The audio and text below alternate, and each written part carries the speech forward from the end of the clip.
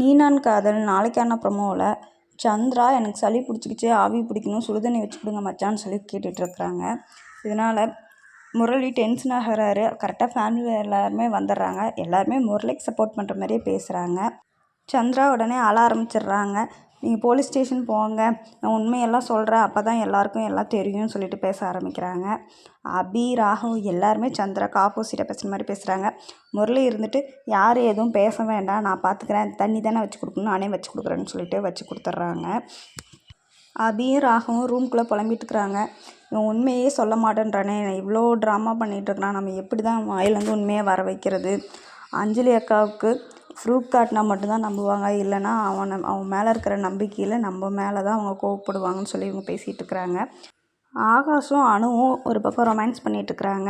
அவங்க கொஞ்சிட்டே பேசிகிட்டு இருக்கையில் அதுக்கப்புறம் முரளியை பற்றி பேசுகிறாங்க. நம்ம எப்படி தான் இவன் வாயிலேருந்து உண்மையை வாங்குறது? பேசாமல் ஆள் யாராவது ஏற்பாடு பண்ணி அவனை அடிக்க வைக்கலாமா அப்படின்னு சொல்லி எல்லாம் பிளான் பண்ணுறாங்க. அதுக்கு ஆகாஷ் வந்துட்டு வேண்டாம், அப்படி ஏதாவது பண்ணோம் அப்படின்னா நமக்கு தான் பிரச்சனையாகும், அஞ்சலி அக்கா நம்ம மேலே தான் கோவப்படும், அவன் வாயால் தான் நம்ம உண்மையை வர வைக்கணும், இதை தவிர வேறு வழியே இல்லைன்றாங்க. அதுக்கு அணு வந்துட்டு அவன் எங்கே இன்னும் அதிகமாக நடிக்கிறானே தவிர அவன் வாயிலேருந்து உண்மையே வர மாட்டேன்தே, ரொம்ப கடுப்பாக இருக்குது அப்படின்னு சொல்லிட்டு இவங்க 2 பேரும் பேசிகிட்டு இருக்கிறாங்க. சந்திரா ஹாலில் உட்காந்துட்டு எனக்கு கால் வலிக்குது மச்சான், வந்து காலை அமுத்தி விடுங்கன்னு சொல்கிறாங்க. முரளி டென்ஷன் ஆகி சந்திராவை அடிக்கிறதுக்கு வந்துடுறாரு. அதுக்குள்ளே எல்லாருமே வந்துடுறாங்க. இவங்க எல்லாம் பேசிகிட்ருக்கல திடீர்னு பார்த்தா அஞ்சலி அங்கே வந்து நிற்கிறாங்க. அஞ்சலியை பார்த்து எல்லாருமே ஷாக் ஆகிடுறாங்க. அஞ்சலி, நீ எப்படி இங்கே வந்த, திடீர்னு வந்திருக்க சொல்லாமன்னு சொல்லி கேட்குறாங்க.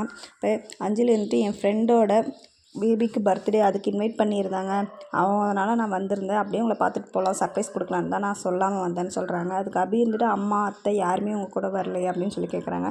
அவங்களாம் வரேன்னு தான் சொன்னாங்க, என் ஃப்ரெண்டே என்னை பிக்கப் பண்ணி ட்ராப் பண்ணுறேன்னு சொன்னான், அதனால் நான் அவங்க யாரையும் வேண்டான்னு சொல்லிட்டேன் அப்படின்றாங்க. அஞ்சலி சந்திராவை பார்த்த உடனே யாருன்னு சொல்லி கொஸ்டின் கேட்குறாங்க. எங்கே மாட்டிக்குவோமோன்னு சொல்லிட்டு முரளி பயந்துக்கிட்டு நடிக்க ஆரம்பித்தார். எனக்கு அஞ்சலி மட்டும்தான் ஒய்ஃப், இவங்க யாருன்னே தெரியாதுன்னு சொல்லிட்டு தலையை போய் முட்டிக்கிறாரு செவுத்தில். அஞ்சலி தடுக்க போகிறாங்க. கரெக்டாக அந்த டைமில் மயக்கம் போட்டு விழுந்துறாரு. உடனே ஹாஸ்பிட்டல் கூப்பிட்டு போகிறாங்க. முரளி அஞ்சலிக்கிட்ட எனக்கு எல்லா ஞாபகம் வந்துருச்சு அம்மான்னு சொல்லிட்டு அவங்கள எப்பயும் கூப்பிட்ற மாதிரி பேசுகிறாங்க. உடனே அஞ்சலி ரொம்ப சந்தோஷப்படுறாங்க.